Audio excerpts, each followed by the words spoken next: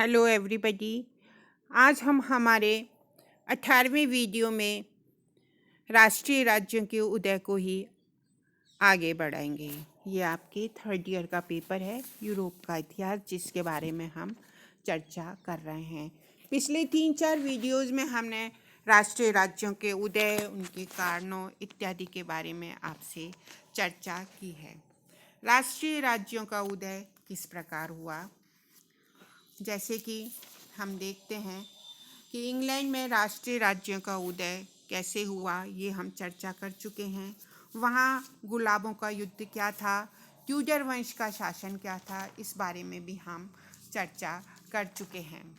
इसके बाद में हमने फ्रांस के राष्ट्रीय राज्यों का उदय के बारे में चर्चा की थी, जिसमें हमने पारी के ड्यूक का निर्वाचन, कापे वंश के राजाओं की सत्ता का विस्तार, फिलिप चतुर्थ, सप्तवर्षीय युद्ध और सप्तवर्षीय युद्ध के बाद में फ्रांस की क्या स्थिति थी, जिसके कारण फ्रांस एक राष्ट्रीय राज्य के रूप में तब्दील हो गया था।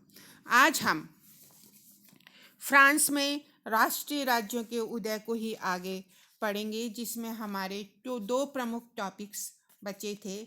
एक तो रिशेल्यू का काल और एक कार्डिनल मैजरिन का काल, कि इनके काल में ऐसे क्या क्या कार्य हुए जिससे कि फ्रांस में राष्ट्रीय राज्य की स्थापना हुई। अब रिशेल्यू के काल के बारे में हम सब प्रथम अध्ययन करेंगे। हेनरी चतुर्थ की विधवा मैरी द मेडिसी ने फ्रांस की प्रतिनिधि सभा एस्टेक जनरल को भंग करके निरंकुश राजतंत्र की शक्ति को बढ़ाने का कार्य किया था। अगला राजा कौन हुआ था? लुई 13वां, जो कि 1624 से 1642 तक फ्रांस का शासक रहता है। तो लुई 13वें ने रिशेल्यू को अपना प्रधानमंत्री बनाया था, उसे शासन चलाने की स्वतंत्रता दी थी। रिशेल्यू के दो प्रमुख उद्देश्य थे। एक, फ्रांस में राजा की शक्ति को सर्वोच्च बनाना, और दूसरा, यूरोप में फ्रांस की प्रभुता को स्थापित करना। रिशेल्यू ने सरकारी अधिकारियों द्वारा प्रशासन चलाने का सफल प्रयास किया था और प्रतिनिधि सभा को कभी भी आहूत नहीं किया था, या मतलब कि उसने प्रतिनिधि सभा को कभी नहीं बुलाया था। उसके समय में राजकीय काउंसिल ही सर्वोच्च कानून निर्मात्री संस्था बन गई थी। इसके बाद रिशेल्यू ने सामंतों की शक्ति को कुचलने की दिशा में भी अनेक कदम उठाए। सामंतों की शक्ति को कुचलने के लिए उसने गुप्तचर व्यवस्था को लागू किया, उद्दंड सामंतों के दुर्गों को तोड़ दिया और विद्रोह के हर संभव प्रयत्न को कुचलकर सामंतों की शक्ति को कुचलने का पूरा प्रयास किया। अब प्रशासन में कुलीन वर्गीय गवर्नरों के स्थान पर राजकीय प्रतिनिधियों की नियुक्ति की गई थी। ये लोग राजा के प्रति ही निष्ठावान और उत्तरदायी थे। इस प्रकार केंद्रीय सरकार को सुदृढ़ बनाने के प्रयास किए गए। रिशेल्यू ने फ्रांस के प्रोटेस्टेंट अर्थात ह्यूगोनोटों के राजनीतिक अधिकार छीन लिए थे और उन्हें किला बनाने तथा सभा करने, उन्हें संगठित करने आदि के अधिकार से भी पूरी तरीके से वंचित कर दिया था। अब दूसरा प्रमुख जो घटना रिशेल्यू के समय पर हुई वो थी 30 वर्षीय युद्ध 1618 से 1648 तक। तो 30 वर्षीय युद्ध ने रिशेल्यू को यूरोप में फ्रांस की शक्ति को बढ़ाने का काफ़ी अवसर प्रदान किया। प्रारंभ में यह एक धार्मिक संघर्ष था जो लूथर के विद्रोह के बाद से जर्मनी में शुरू हुआ था, परंतु बाद में इसमें व्यक्तिगत और राजनीतिक कारण भी सम्मिलित हो गए थे और यह संघर्ष शीघ्र ही हम देखते हैं कि एक अंतर्राष्ट्रीय संघर्ष में बदल गया था। अपने अंतिम चरण में यह संघर्ष मुख्य रूप से एक और हैब्सबर्ग और दूसरी ओर स्वीडन और फ्रांस के मध्य राजनीतिक संघर्ष बन गया। 1642 में रिशेल्यू की मृत्यु हो गई, परंतु 30 वर्षीय युद्ध का अंत 1648 में वेस्टफैलिया की संधि से ही हो पाया था। हम देखते हैं कि इसमें कोई संदेह नहीं है कि 30 वर्षीय युद्ध से फ्रांसीसी राजा और फ्रांस दोनों की ही शक्ति और प्रतिष्ठा में काफ़ी वृद्धि हुई थी। अब रिशेल्यू की मृत्यु हो गई 1642 में, तो उसके बाद फ्रांस का कौन प्रधानमंत्री बना?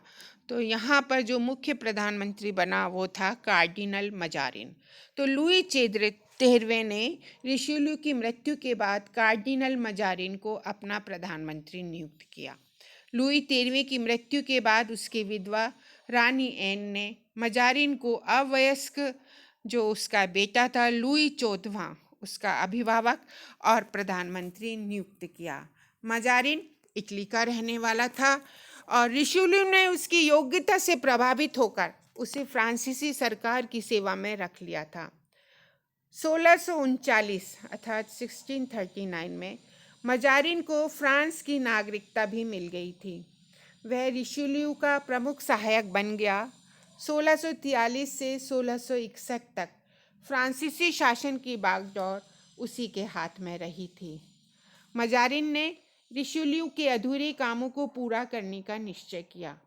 सामंतों की शक्ति का दमन किया, राजतंत्र को शक्तिशाली बनाया, ऑस्ट्रिया के हैब्सबर्ग राजवंश का मान मर्दन किया, धार्मिक क्षेत्र में फ्रांस में कैथोलिक धर्म की सुरक्षा की, विदेशों में प्रोटेस्टेंटों का समर्थन। मजारिन के सामने परस्पर विरोधी नीतियों को सफलतापूर्वक पूरा करने की कठिन समस्या थी। ये सारी समस्याएं थी और इसने इन सब का सॉल्यूशन करने का प्रयास किया। फ्रांस के अनेक कुलीन और अधिकारी उसे विदेशी समझते थे और उसके प्रति विरोध की भावना रखते थे, परंतु मजारिन हम देखते हैं कि एक निपुण राजनीतिज्ञ सिद्ध हुआ था। रिशेल्यू ने फ्रांस के उद्दंड सामंतों की शक्ति को कमजोर बना दिया, परंतु वह उनके पूरे प्रभाव को समाप्त नहीं कर पाया था। अल्पवयस्क लुई 14वें के शासन के प्रारंभिक वर्षों में सामंतों ने अपनी शक्तियों को पुनः प्राप्त करने का प्रयास किया। 30 वर्षीय युद्ध के कारण फ्रांस की आर्थिक दशा शोचनीय हो गई थी। राजकोष रिक्त हो गया था, राजकीय धन का गबन होता था और मजारिन भी इसका अपवाद नहीं था। वह अपने विरोधियों को घूस देकर शांत करता था, इसके लिए उसको हमेशा धन की आवश्यकता रहती थी। जनता पर भारी कर लगाए गए थे, जिसके कारण जनता में भारी असंतोष था। मध्यम वर्ग ने सामंतों के विरुद्ध रिशेल्यू का साथ दिया, परंतु विदेशी मजारिन के साथ उन्होंने सहयोग नहीं किया। परिणाम स्वरूप सामंतों को इससे सहारा मिला और उन्होंने शासन के विरुद्ध शस्त्र धारण कर लिए। उनकी इस कार्रवाई के कारण 5 वर्षों तक फ्रांस में गृह युद्ध चलता रहा। इस गृह युद्ध का टाइम है 1648 से 1652 तक, जो इतिहास में फ्रोंदे के नाम से विख्यात है। फ्रोंदे क्या था? गृह युद्ध था जो कि फ्रांस में चला और जिसका शासनकाल या जिसका समय 1648 से 1652 था। इस गृह युद्ध या फ्रोंदे के 3 प्रमुख कारण थे। पेरिस की पार्लिमा जो देश के शासन में हिस्सा लेने को उत्सुक थी, सामंत वर्ग जो अपनी मौजूदा स्थिति से असंतुष्ट था और सर्वसाधारण वर्ग जो कि करों के बोझ से दबा जा रहा था। इन तीनों तत्वों ने मिलकर मजारिन का विरोध किया। 5 वर्षों के इस गृह युद्ध और रक्तपात का कोई विशेष परिणाम नहीं निकला। सामंत लोग अपनी खोई शक्ति वापस हस्तगत नहीं कर पाए। पार्लिमा की आकांक्षा भी पूरी नहीं हुई। अब केवल न्यायपालिका मात्र वह रह गई थी। पेरिस पर राजा का नियंत्रण पहले से अधिक बढ़ गया था। इस प्रकार गृह युद्ध में मजारिन सफल रहा और उसकी प्रतिष्ठा और अधिकार क्षेत्र में काफ़ी वृद्धि हुई। विदेश नीति के क्षेत्र में भी मजारिन ने रिशेल्यू की नीति को जारी रखा था। इस नीति का मुख्य उद्देश्य यूरोप में ऑस्ट्रियन हैब्सबर्ग की प्रधानता को समाप्त करके फ्रांस के बूर्बो वंश का वर्चस्व स्थापित करना था। 30 वर्षीय युद्ध के अंतिम चरण में रिशेल्यू की मृत्यु हो गई। मजारिन ने युद्ध को जारी रखा और 1648 ईस्वी में ऑस्ट्रिया के साथ वेस्टफैलिया की संधि करके इस युद्ध को समाप्त किया। इस संधि से फ्रांस को बहुत सारे प्रदेश मिले थे, जिनमें आल्सेस का प्रांत स्ट्रेसबर्ग को छोड़कर मिला था, राइन प्रदेश मिला था। ऑस्ट्रिया के साथ समझौता हो जाने के बाद मजारिन ने इंग्लैंड के साथ समझौता करके स्पेन के विरुद्ध युद्ध को जारी रखा। अंत में दोनों पक्षों ने थक कर 1659 ईस्वी में पिरेनीज की संधि कर ली। इस संधि से भी फ्रांस को कुछ स्पेनी भूभाग मिला था, परंतु इससे भी अधिक महत्वपूर्ण बात थी हैब्सबर्ग और बूर्बो जैसे परस्पर विरोधी राजवंशों के मध्य वैवाहिक संबंध स्थापित होना। स्पेन के राजा फिलिप चतुर्थ ने अपनी लड़की मैरिया थेरेसा का विवाह लुई 14वें के साथ कर दिया। इस प्रकार मजारिन अपनी विदेश नीति में सफल रहा। उसने यूरोप पर स्पेन ऑस्ट्रिया के वर्चस्व को समाप्त करके यूरोपीय राजनीति में फ्रांस की प्रधानता को स्थापित किया था। वस्तुतः मजारिन ने राजतंत्र को सफल बनाया, सामंतों और पार्लमा पर नियंत्रण स्थापित किया और लुई 14वें की पूर्ण निरंकुशता की आधारशिला रख दी थी। नेक्स्ट जो हम करेंगे वो है रूस में राष्ट्रीय राज्य का उदय। तो आज हम रूस में राष्ट्रीय राज्य के उदय की पृष्ठभूमि के बारे में बताएंगे कि जब राष्ट्रीय राज्य के रूप में रूस का उदय हुआ तो उसके पहले रूस की क्या स्थिति थी। क्षेत्रफल की दृष्टि से रूस यूरोपीय महाद्वीप का सबसे बड़ा देश है, परंतु 18वीं शताब्दी से पहले यूरोप की राजनीति में उसका कोई स्थान ना था, क्योंकि वो एक बहुत पिछड़ा हुआ देश था और दूसरा ये था कि वो यूरोप से अलग थलग रहा। यूरोप के प्रगतिशील पश्चिमी देशों ने ना तो उसकी तरफ कोई विशेष ध्यान दिया और ना ही उसके बारे में कुछ जानने का प्रयास किया। यूरोप से उसे जोड़ने के केवल 2 ही सूत्र थे, नस्ल और धर्म। रूसी लोग स्लाव नस्ल के थे, इस नाते पोलैंड, बोहेमिया और पूर्वी यूरोप में बसे हुए स्लावों से उनका पारिवारिक संबंध था। 10वीं शताब्दी में उन्होंने ईसाई धर्म को स्वीकार कर लिया था, परंतु ये ईसाई धर्म कैथोलिक ना होकर परंपरागत यूनानी ऑर्थोडॉक्स चर्च ईसाई धर्म था। रूस में ईसाई धर्म का प्रचार पूर्वी रोमन साम्राज्य की राजधानी कुस्तुनतुनिया के धर्म प्रचारकों ने किया था। अतः रूस पर शुरू से ही पूर्वी सभ्यता का प्रभाव हमें देखने को मिलता है। 1453 ईस्वी में तुर्कों द्वारा कुस्तुनतुनिया की विजय कर ली गई और इसके बाद तो रूसी लोग अपने आप को पूर्वी सभ्यता और संस्कृति का वैध उत्तराधिकारी समझने लगे थे। संभवतः इसलिए हम देखते हैं कि वो धर्म सुधार आंदोलन से भी अप्रभावित रहे थे। 6वीं शताब्दी स्थिति में रूस की क्या स्थिति थी? तो 6वीं और 7वीं शताब्दी में रूस में स्लाव कबीलों के कई प्रमुख केंद्र स्थापित हो चुके थे जो रजवाड़ों से मिलते जुलते थे। 9वीं सदी के अंत में राजा ओलेगो के राज्यकाल, जिसका समय काल 879 से 912 ईस्वी है, में किएव और नोवगोरोद के रजवाड़े संयुक्त हो गए थे। किएव नए रूसी राज्य का केंद्र बन गया, जिसमें अनेक रजवाड़े सम्मिलित होते गए। धीरे धीरे इस राज्य के सामंतों का प्रसार भी होता गया, परंतु किएव के अंतर्गत रूसी रजवाड़ों की राजनीतिक एकता सुदृढ़ नहीं हो पाई थी और जैसे जैसे किएव की ताकत कम होती गई, उसके अधीनस्थ व्लादिमीर राज्य की शक्ति बढ़ती गई। सोवियत राज्य की भावी राजधानी मॉस्को इसी राज्य के प्रदेश में थी। उस समय मस्कोवी राज्य एक छोटी सी बस्ती ही थी जो वर्तमान क्रेमलिन के क्षेत्र पर फैली हुई थी। यह मस्कवा नदी के तट पर बसी हुई थी।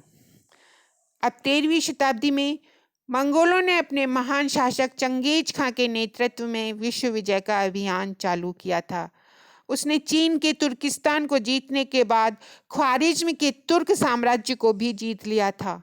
यहाँ से वे पश्चिम की तरफ मुड़ गए थे और 1323 ईस्वी में हम देखते हैं कि वो दौन जा पहुँचे थे। यहाँ वो लड़े गए युद्धों में मंगोलों ने रूसियों को बुरी तरीके से पराजित कर दिया था। चंगेज खां की मृत्यु हो गई। उसके बाद में उसका पुत्र ओगदेई ने विजय अभियान को जारी रखा। उसने अपने भतीजे बातू खां को यूरोप जीतने के लिए भेजा। बातू खां को बहुत अच्छी सफलता मिलती है। उसने रूस के सभी बड़े रजवाड़ों को परास्त करके काफ़ी लूटमार की तथा उन्हें अपनी अधीनता स्वीकार करने के लिए विवश कर दिया था। मास्को के राजा यूरी बेस्लेबोदोस्चिव ने शीत नदी के तट पर मंगोलों का सामना किया, परंतु परास्त हुआ और लड़ता हुआ वीर गति को प्राप्त हुआ। मंगोलों ने मास्को को भस्म कर दिया। लगभग समूचा रूस मंगोलों के अंतर्गत आ गया। रूसी रजवाड़ों को उन्हें खिराज देने के लिए मजबूर होना पड़ा।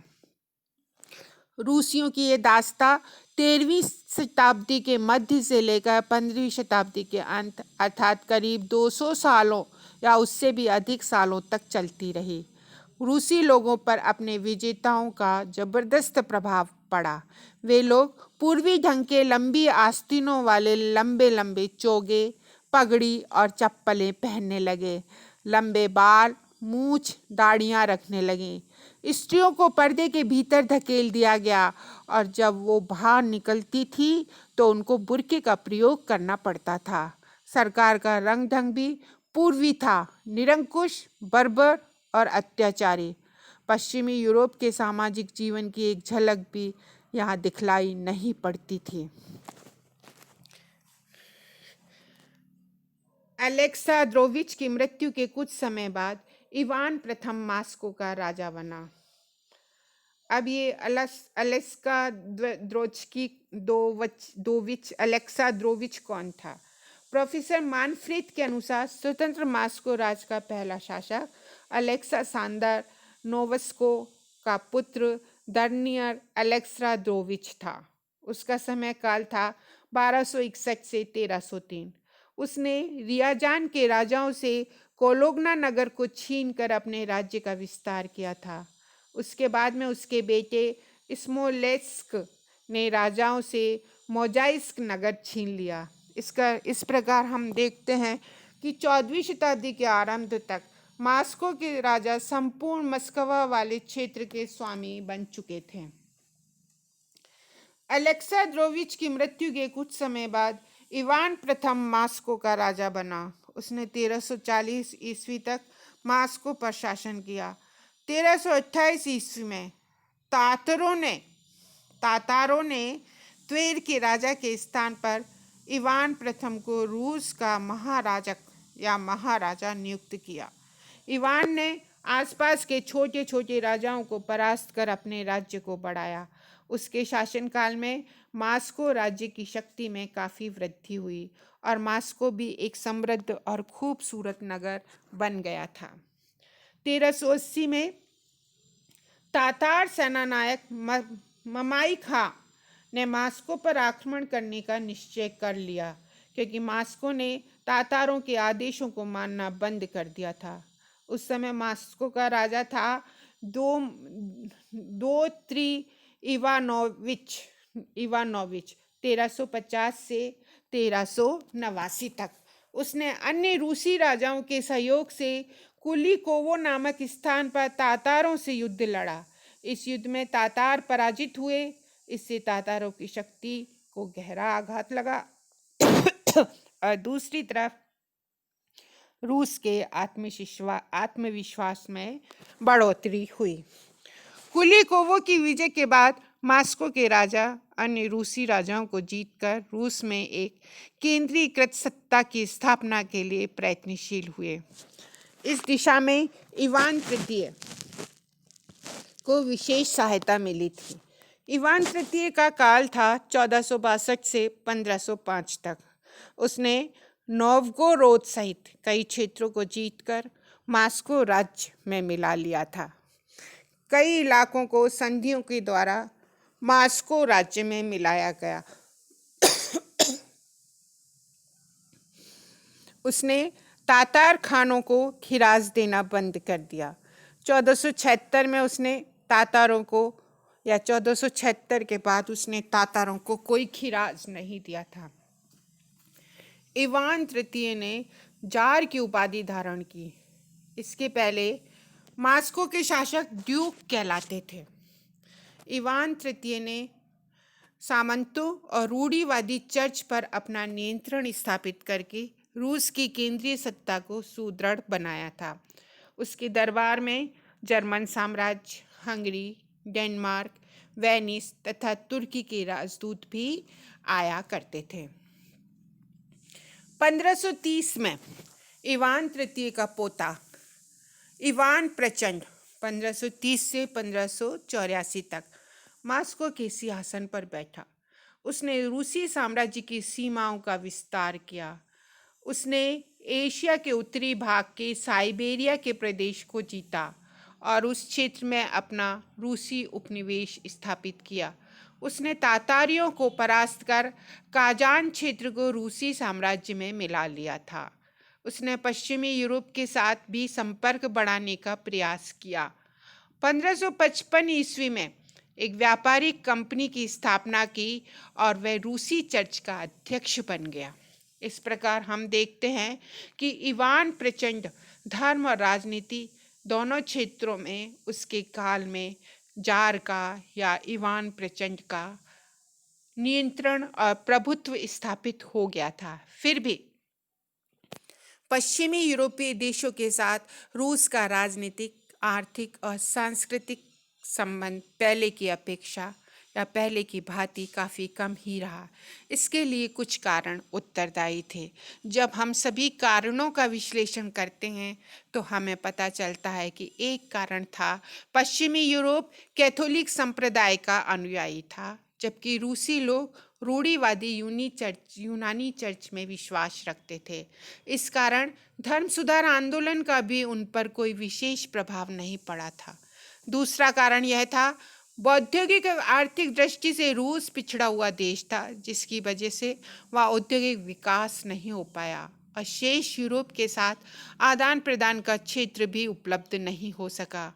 राजनीतिक दृष्टि से रूस और पश्चिमी यूरोप के मध्य पोलैंड, स्वीड और ऑस्ट्रिया जैसे शक्तिशाली राज्य आबाद थे, जिसकी वजह से रूस पश्चिम की ओर आगे नहीं बढ़ सकता था और एक कारण रूस के पास गर्म पानी का बंदरगाह ना होना भी था। इस प्रकार हम देखते हैं कि 5वीं शताब्दी से लेकर के 15वीं शताब्दी तक रूस का इतिहास क्या रहा, किस प्रकार उसकी भूमिकाएं थी राजाओं की, जिन्होंने कि वहाँ पर राष्ट्रीय राज्य के उदय में योगदान दिया और रूस में राष्ट्रीय राज्य का उदय इतना लेट क्यों हुआ। नेक्स्ट वीडियो में हम रोमनोव वंश की स्थापना के बारे में पढ़ेंगे। Thank you.